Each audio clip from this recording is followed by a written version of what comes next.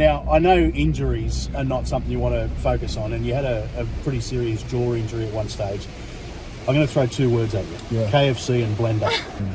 I've learnt, from that point on, texture is king when it comes to food. Yeah, never do that.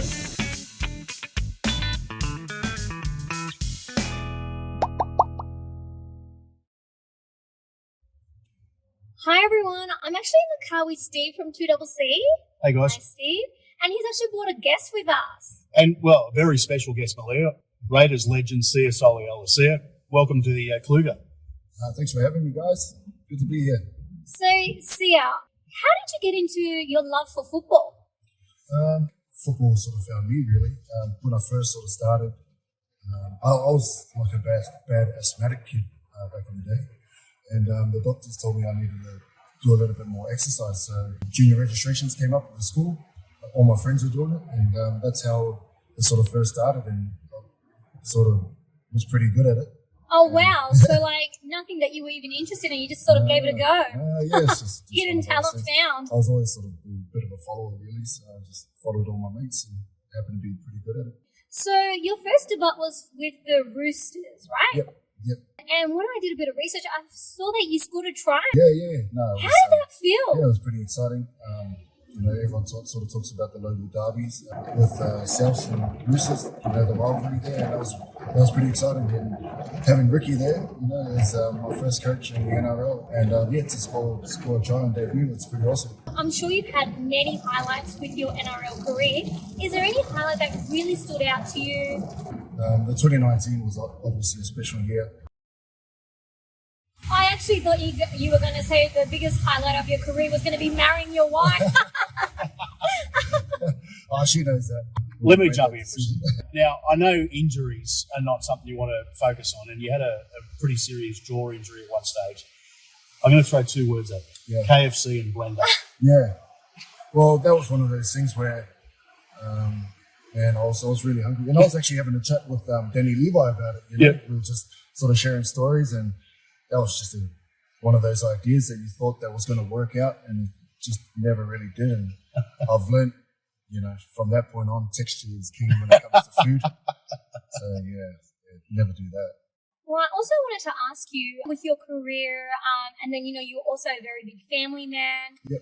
And on top of that, you did so much for the community at the same time. How did you manage all that? Yeah, how did you do it, basically? Yeah. So the community department, that's sort of, for me, it was almost like an outlet, really. We try to look for more healthy outlets, and, being a part of community, being involved in the community and actually serving the community is something that was really important to me.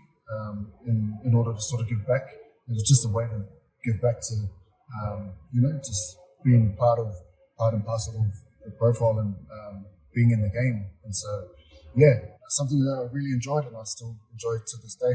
I think that's amazing. I read an article where, you were part of the EMC, which is the Early Morning Centre, where you volunteered to give food out to those in need.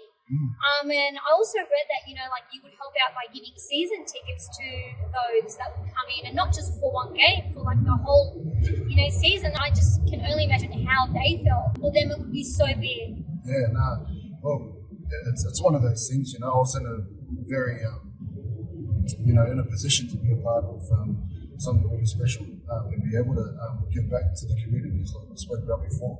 I think I wasn't able to do the things I could have done to the level and the magnitude I have if I wasn't here at the Canberra Raiders. Jace, Don, Ricky, you guys all know and how involved they are with their communities. So, they really helped me really support all the different communities, being involved with, Ronald McDonald House, Winnie's, Canberra 2 our different associates as well. They're all a part of different communities and charities and foundations as well. So, being involved with those guys made my job a lot easier.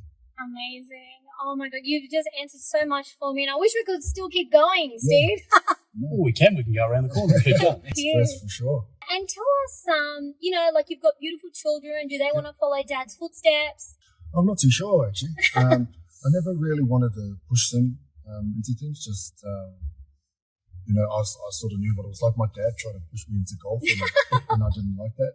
But You're pretty good at it now. I should have listened to the old man. And so I just registered one of the boys into rugby league, one of the other ones in soccer. But yeah, it's one of those things. If they naturally have a love for or a passion for something, I'll really nurture that and actually go on the journey with them for sure, encourage it. Well, thank you so much, Sia and Steve, for joining me. Guys, if you enjoyed this series, please put a comment down and like us, and tune in for next time. See you guys. Awesome. Bye. See you. Bleed green.